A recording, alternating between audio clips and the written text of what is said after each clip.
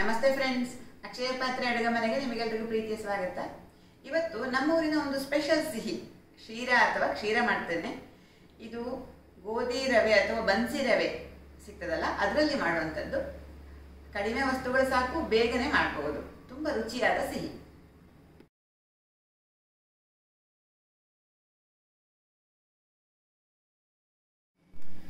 ಸಾಮಾನ್ಯವಾಗಿ ಕೇಸರಿ ಬಾತು ಮಾಡುವಾಗ ನಾವು ಸಣ್ಣ ರವೆ, ಬೊಂಬೈ ರವೆಯಲ್ಲಿ ಮಾಡ್ತೇವೆ ಅಥವಾ ಚಿರೋಟಿ ರವೆಯಲ್ಲಿ ಮಾಡ್ತೇವೆ. ಇವತ್ತು ನಾನು ಮಾಡ್ತಾ ಇರುವಂಥ ಶೀರಕ್ಕೆ ಗೋಧಿ ರವೆಯನ್ನು ಬಳಸ್ತಾ ಇದ್ದೇನೆ, ಅಥವಾ ಬನ್ಸಿ ರವೆ ಅಂತ ಹೇಳ್ತಾರೆ. ಇದು ನೋಡಿ, ಈ ಥರ ಇರ್ತದೆ. ಇದು ನಾನು 1 ಕಪ್ಪು ತಗೊಂಡಿದ್ದೇನೆ. ನೋಡಿ, ಕಾಣಿಸ್ತಾ ಇದೆಯಲ್ಲ, ಇದು ಮೀಡಿಯಮ್ ಬನ್ಸಿ ರವೆ. ಇದರ ಜೊತೆ ತುಪ್ಪ, ಸಕ್ಕರೆ, ದ್ರಾಕ್ಷಿ, ಗೋಡಂಬಿ, ಏಲಕ್ಕಿ ಹಾಗೂ 1-2 ಲವಂಗವನ್ನು ಕೂಡ ಬಳಸ್ತಾ ಇದ್ದೇನೆ. ಇಲ್ಲಿ ರವೆ 1 ಕಪ್ಪು, ತುಪ್ಪ 3/4 ಕಪ್ಪು, ಸಕ್ಕರೆ 1.5 ಕಪ್ಪು ಇದೆ. ನಾವು ರವೆಯನ್ನು ಹುರ್ಕೊಳ್ಬೇಕು. ಅದರ ಮೊದಲು ನೀರನ್ನು ಬಿಸಿ ಮಾಡ್ಕೊಳ್ತೇನೆ. ನಾನು ಇಲ್ಲೊಂದು ಪಾತ್ರೆಯಲ್ಲಿ 1 ಕಪ್ಪು ರವೆಗೆ 5 ಕಪ್ಪು ನೀರಿನ ಹಾಗೆ ಇಲ್ಲಿ ಕುದಿಲಿಕ್ಕೆ ಇಡ್ತೇನೆ. ಇದು ದೊಡ್ಡ ರವೆ, ಬೇಯಲಿಕ್ಕೆ ಸ್ವಲ್ಪ ನಿಧಾನ ಆಗ್ತದೆ. ಹಾಗಾಗಿ ಕುದಿಯುವ ನೀರನ್ನು ಹಾಕ್ತೇವೆ. 3 ಕಪ್ಪು, 5 ಕಪ್ಪನ್ನು ಹಾಕ್ತೇನೆ ನಾನು. ಈಗ ರವೆಯನ್ನು ಹುರ್ಕೊಳ್ಳೋಣ. 2 ದೊಡ್ಡ ಚಮಚ ತುಪ್ಪವನ್ನು ಹಾಕಿ ಅದರಲ್ಲಿ ರವೆಯನ್ನು ಹುರ್ಕೊಳ್ತೇನೆ.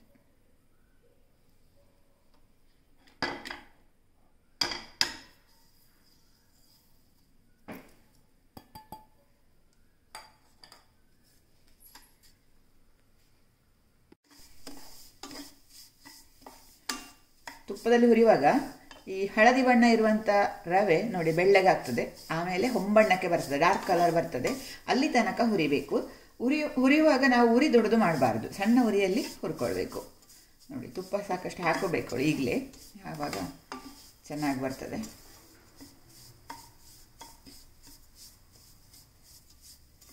ಇಲ್ಲಿ ನಾವು ಅರಸಿನವನ್ನಾಗಲಿ ಫುಡ್ ಕಲರ್ ಯಾವುದನ್ನು ಯೂಸ್ ಮಾಡ್ತಾ ಇಲ್ಲ, ಬಳಸ್ತಾ ಇಲ್ಲ. ಆದರೂ ಸಹ ಇದು ಶೀರಾ ರೆಡಿ ಆದಾಗ ಒಳ್ಳೆ ಕಲರ್ ಬರ್ತದೆ ಇದಕ್ಕೆ.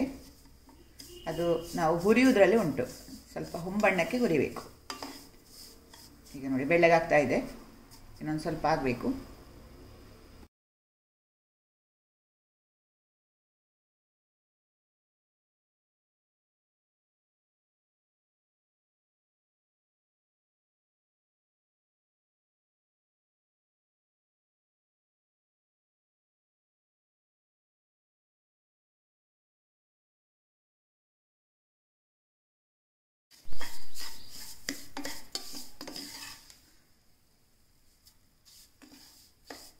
ಇದು ಹೊಂಬಣ್ಣಕ್ಕೆ ಬರ್ತಾ ಇದ್ದ ಹಾಗೆ ನೋಡಿ, ತುಪ್ಪ ಎಲ್ಲ ಚೆನ್ನಾಗಿ ಈ ಥರ ಬಿಡ್ತದೆ, ಹೊರಗಡೆ ಬರ್ತದೆ. 2 ಚಮಚ ತುಪ್ಪ ಹಾಕಿದ್ದು ನೋಡಿ, ಆದರೂ ಸಹ ಚೆನ್ನಾಗಿ ಬರ್ತಾ ಇದೆ. ಇದು ಇನ್ನೊಂದು ಸ್ವಲ್ಪ ಆಗಬೇಕು, ಇನ್ನೂ ಸ್ವಲ್ಪ ಕೆಂಪು ಬಣ್ಣಕ್ಕೆ ಬರಬೇಕು. ಆವಾಗ ತುಂಬ ಪರಿಮಳ ಬರ್ತದೆ, ಅದು ಗೊತ್ತಾಗ್ತದೆ ನಮಗೆ.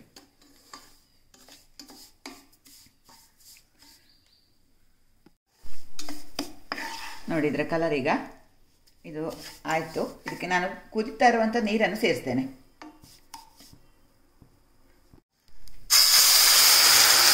ನೀರು ಹಾಕುವಾಗ ಸ್ವಲ್ಪ ಎಚ್ಚರದಿಂದ ಹಾಕ್ಕೊಳ್ಬೇಕಾಗ್ತದೆ. ಉರಿ ಸಣ್ಣದು ಮಾಡಿ ನೀರು ಹಾಕೊಳ್ಬೇಕು.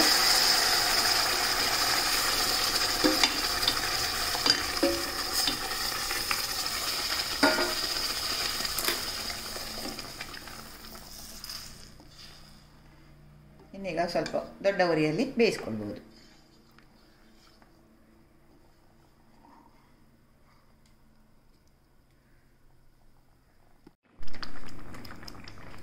ಇದು ಬೇಯ್ತಾ ಇರುವಾಗ 1-2 ಲವಂಗವನ್ನು ಕೂಡ ಸೇರಿಸ್ಕೊಳ್ತೇನೆ.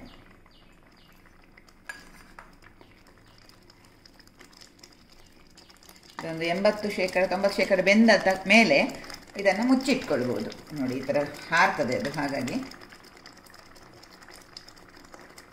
ಇದನ್ನು ಮುಚ್ಚಿಟ್ಟು ಸ್ವಲ್ಪ ಹೊತ್ತು ಬೇಯಿಸೋಣ.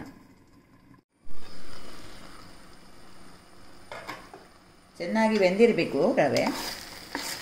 ನಾವು ಮೊದಲೇ ಮುಚ್ಚಳ ಮುಚ್ಚುವುದಾದರೆ ಸ್ವಲ್ಪ ನೀರನ್ನು ಕಮ್ಮಿ ಹಾಕ್ಕೊಳ್ಬೋದು. ಇದೀಗ ಸರಿ ಇದೆ.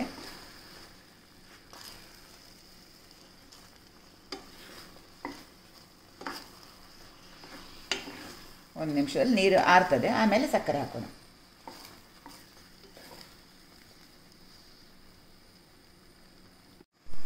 ಈಗ ಸಕ್ಕರೆ ಸೇರಿಸ್ತಾ ಇದ್ದೇನೆ. ಸಕ್ಕರೆ ಮತ್ತು ತುಪ್ಪವನ್ನು ನಿಮ್ಮ ಮನೆಯ ಅಳತೆಗೆ ಬಳಕೆಗೆ ಸರಿಯಾಗಿ ಉಪಯೋಗ ಮಾಡಿಕೊಳ್ಬೋದು. ನಾನಿದು ಮೀಡಿಯಂ ಸಿಹಿಯನ್ನು ಬಳಸ್ತಾ ಇದ್ದೇನೆ.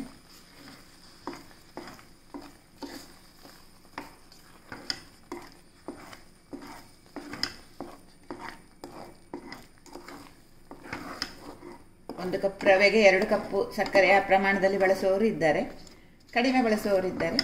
ನಾನು ಹದವಾಗಿ ಉಪಯೋಗ ಮಾಡ್ತಾ ಇದ್ದೇನೆ. ನಿಮಗೆ ಎಷ್ಟು ಬೇಕೋ ಅಷ್ಟು ಹಾಕ್ಕೊಳ್ಬೋದು. ಇದು ಚೆನ್ನಾಗಿ ಕುದಿಬೇಕೀಗ.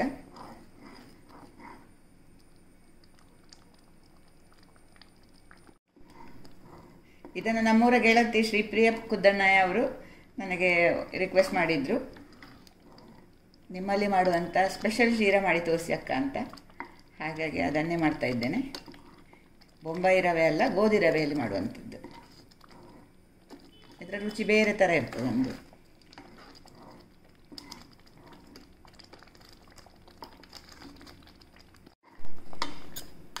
ಈಗ ಒಂದು ಸ್ವಲ್ಪ ತುಪ್ಪ ಸೇರಿಸ್ತಾ ಇದ್ದೇನೆ.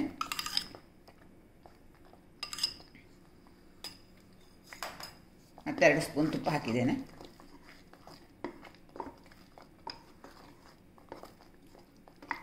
ಈಗಾಗಲೇ ಗಮನಿಸ್ಬೋದು ಇದರ ಕಲರ್ ನೋಡಿ ಎಷ್ಟು ಚೆನ್ನಾಗಿ ಬಂದಿದೆ ಅಂತ.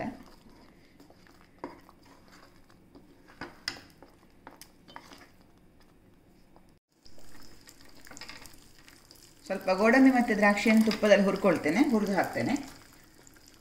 ನಾವು ರವೆ ಹುರಿಯೋ ಮೊದಲು ಅದೇ ಬಾಣಲೆಯಲ್ಲಿ ಕೂಡ ಗೋಡಂಬಿ ದ್ರಾಕ್ಷಿಯನ್ನು ಹುರ್ಕೊಳ್ಬೋದು ಮೊದಲಿಗೆ, ಅಥವಾ ಈ ಥರ ಕೂಡ ಮಾಡಿ ಹಾಕ್ಕೊಳ್ಬೋದು.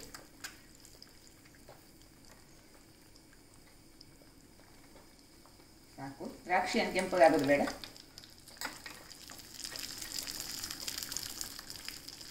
ಈಗ ಉಳಿದಿರುವ ಎಲ್ಲ ತುಪ್ಪವನ್ನು ಹಾಕ್ಕೊಳ್ತೇನೆ.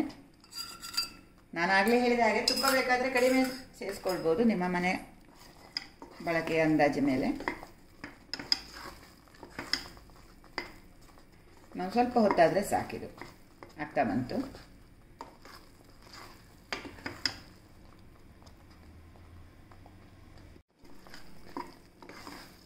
ನೋಡಿ ಈ ಥರ ದಪ್ಪ ಆಯ್ತಿದ್ದು. ತಳ ಬಿಡಬೇಕು ಅಂತಿಲ್ಲ ನಮಗೆ. ನೋಡಿ ಈ ಥರ ಆದರೆ ಸಾಕು ಪಾಕ. ಈಗ ಏಲಕ್ಕಿ ಪುಡಿ ಮತ್ತು ಹುರಿದಂಥ ದ್ರಾಕ್ಷಿ ಗೋಡಂಬಿಯನ್ನು ಸೇರಿಸ್ತೇನೆ. ಏಲಕ್ಕಿ ಪುಡಿ. ನಮ್ಮ ಅಮ್ಮ ಕೇಸರಿ ಬಾತು ಮಾಡುವಾಗ ಇದೇ ರೀತಿ ಮಾಡ್ತಾಯಿದ್ರು, ಇದೇ ರವೆಯಿಂದ ಮಾಡ್ತಾಯಿದ್ರು.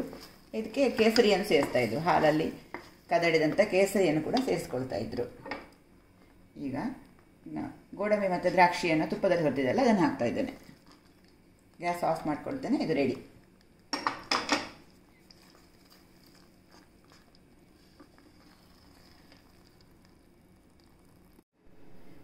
ಈಗ ನಾನು ಮಾಡಿದಂಥ ಶೀರಕ್ಕೆ ಸ್ವಲ್ಪ ಕೇಸರಿಯನ್ನು ಬಳಸಿದರೆ ಕೇಸರಿ ಬಾತ್ ಆಗ್ತದೆ. ಆ ರೀತಿಯೂ ಮಾಡ್ಕೊಳ್ಬೋದು. ಕೇಸರಿ ಬಾತಲ್ಲಿ ಈಗಾಗಲೇ ಅನ್ನದ ಕೇಸರಿ ಬಾತು, ಪೈನಾಪಲ್ ಕೇಸರಿ ಬಾತು ಇವುಗಳನ್ನೆಲ್ಲ ಕೂಡ ಮಾಡಿದ್ದೆ. ಈ ವಿಡಿಯೋ ನಿಮಗೆ ಇಷ್ಟ ಆಯಿತು ಅಂತಂದರೆ ಒಂದು ಲೈಕನ್ನು ಒತ್ತಿ ನಿಮ್ಮ ಮಿತ್ರರಿಗೆ ಈ ವಿಡಿಯೋ ಲಿಂಕನ್ನು ದಯವಿಟ್ಟು ನಿಮ್ಮ ಮಿತ್ರರಿಗೆ ಶೇರ್ ಮಾಡ್ಕೊಳ್ಳಿ. ಹೊಸವರು ನಮ್ಮ ವಿಡಿಯೋ ನೋಡ್ತಾ ಇರೋರಾದರೆ ಅಕ್ಷಯ ಪಾತ್ರೆ ಅಡುಗೆ ಮನೆ ಚಾನಲನ್ನು ಸಬ್ಸ್ಕ್ರೈಬ್ ಮಾಡ್ಕೊಳ್ಳಿ. ನಿಮ್ಮ ಪ್ರೋತ್ಸಾಹಕ್ಕೆ ಧನ್ಯವಾದಗಳು. Thank you.